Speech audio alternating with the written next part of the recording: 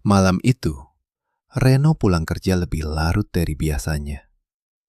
Jalanan sepi, dan hanya suara mesin motor yang mengisi gelapnya malam di daerah Sungai Raya Dalam. Ketika memasuki jalan kecil bernama Jalan 15, Reno memperlambat motornya. Jalan itu tampak biasa, tapi ada sesuatu yang membuatnya terasa asing. Di ujung jalan itu, sebuah tiang lampu berdiri sendiri.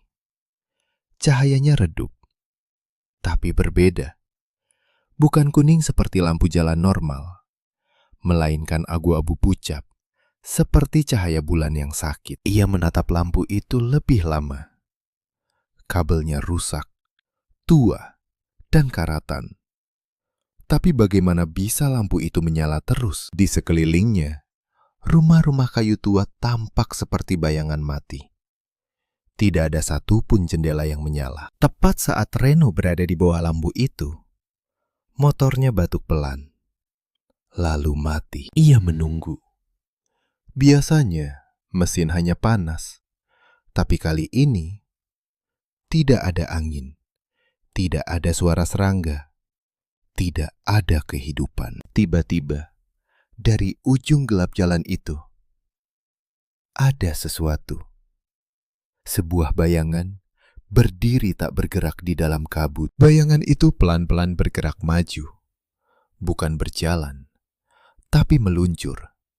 Perlahan, seperti tidak punya berat. Jantung Reno mulai berdetak lebih cepat.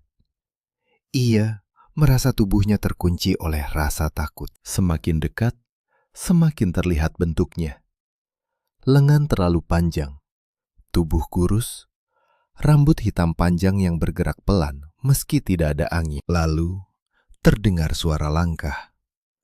Tok, tok, tok. Namun ritmenya aneh.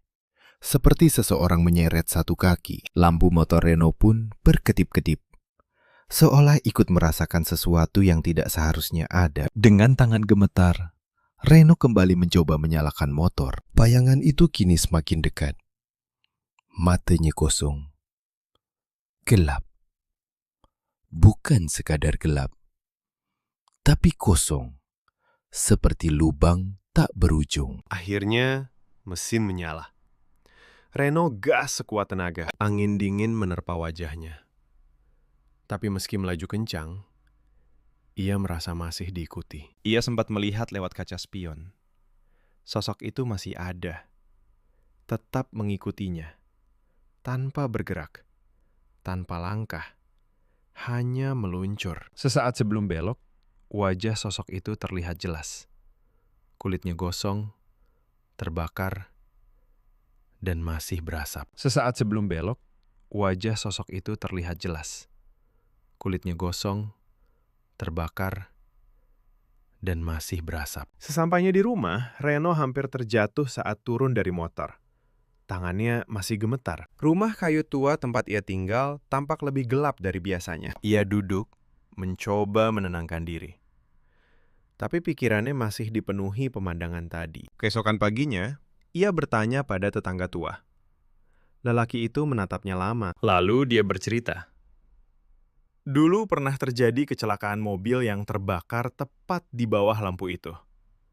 Pengemudinya perempuan, dan tubuhnya terbakar hidup-hidup. Karena tidak pernah ditemukan utuh, warga percaya rohnya tidak pernah pergi. Sejak itu, lampu itu dipasang, bukan untuk penerangan, tapi untuk mengikat sesuatu di sana. Malam berikutnya Reno tidur gelisah. Tapi rasa takut itu belum selesai. Ia terbangun. Pintu rumah terbuka. Padahal sebelumnya terkunci rapat. Di depan rumah, ada jejak kaki basah. Satu besar, satu kecil. Seperti milik seseorang yang menyeret kaki. Dan di ujung gelap halaman, ada sosok dengan rambut panjang. Berdiri diam, mengawasinya. Lampu itu satu-satunya lampu yang tidak pernah padam. Kembali menyala dalam pikirannya. Seolah-olah ia belum selesai. Sejak malam itu, Reno tidak pernah melewati jalan itu lagi. Tapi entah kenapa, bayangan itu selalu tahu di mana ia tinggal. seolah-olah ia belum selesai.